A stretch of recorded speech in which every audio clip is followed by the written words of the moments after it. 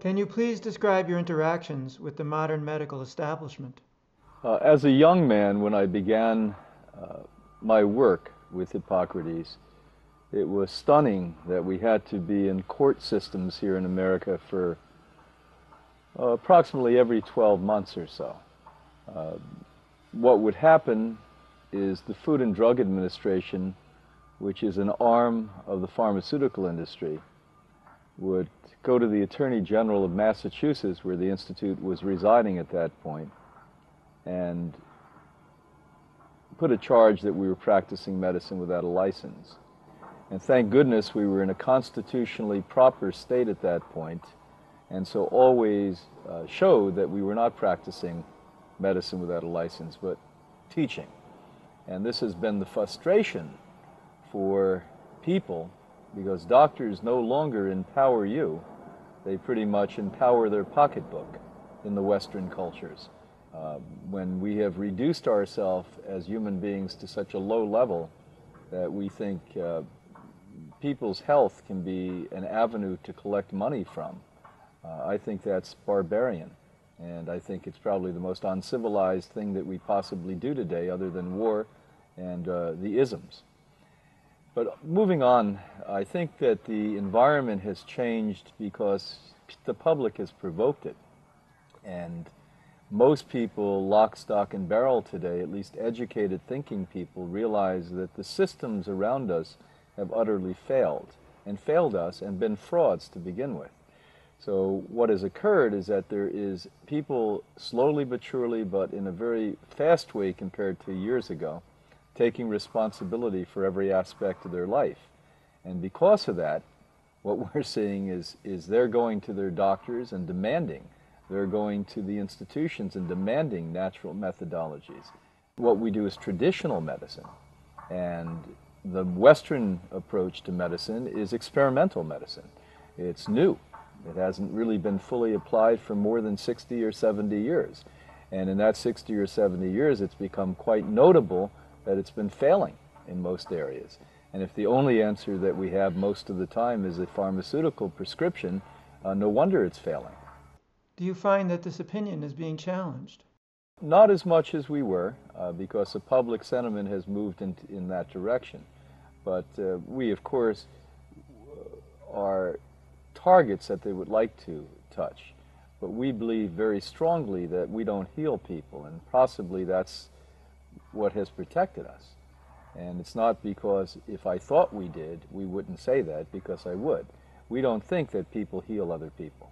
That's mythology and fantasy at best, and an embellishment.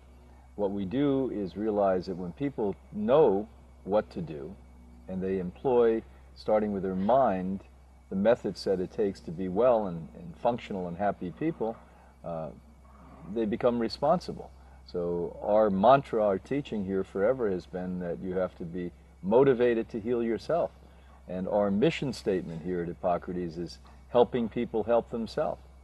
And for that reason, we're not as good a target as the institutions would like us to be. What major challenges are you facing?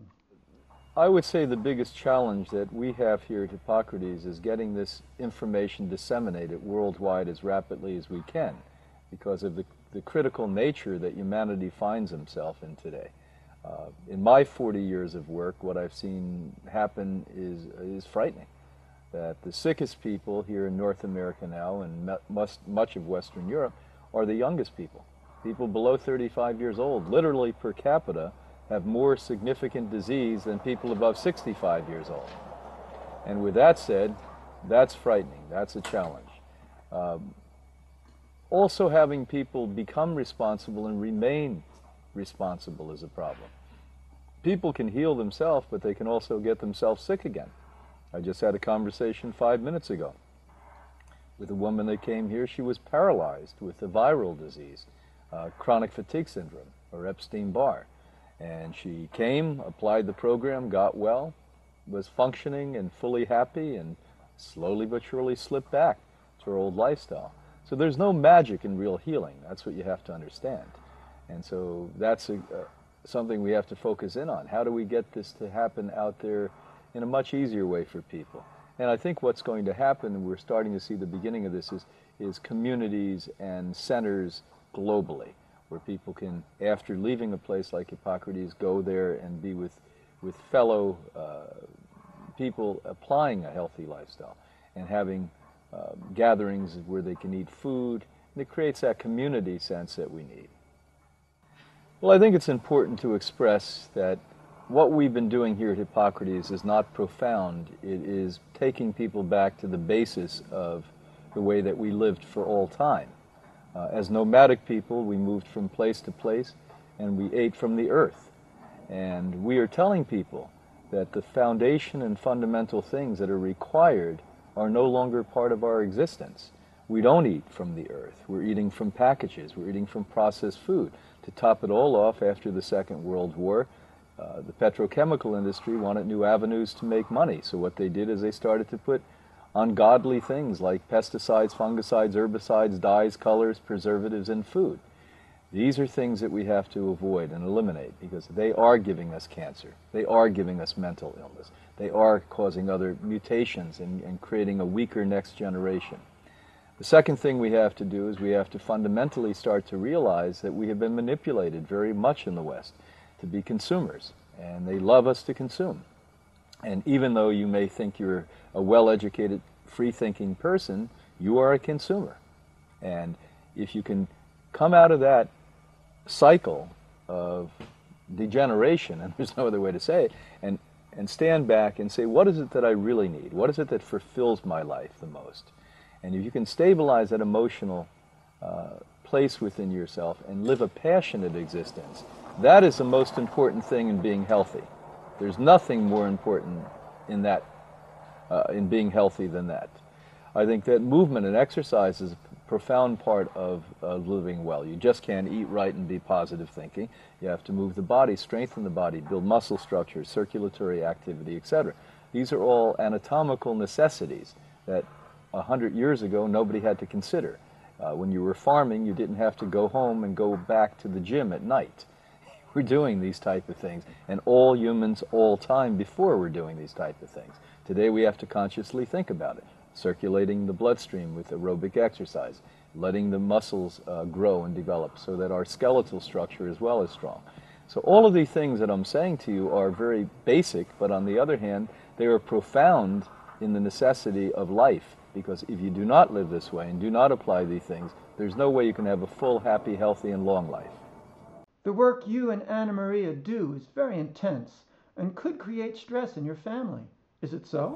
No, because when you're genuinely in love and your priorities are straight, your family is right there with you. Our children have traveled the world with us.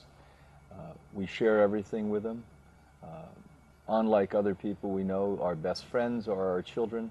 And so we think it enriches our lives. We have a fuller, a more interesting life for our children than most people do. Grant you that maybe the time that you may spend with the children aren't the hours that another person may find, but the quality and level and the things that we do together are certainly beyond what most people do together. Then how do you have fun? Everything I do is fun. As a matter of fact, I years ago decided I won't do anything that's not making me happy and fulfilled. And so basically my work is fun. The day it's not fun, I'll quit because I won't be effective. Tell me about your music and how it affects you. Well, I love it. I mean, I was a pretty fortunate guy. In my youth, I played music, which I loved, and then I picked a work that I love. And I still continue to play music as an outlet, and it's sort of my way to express. It's my way to do psychotherapy without a therapist. What are your plans for Hippocrates in the future?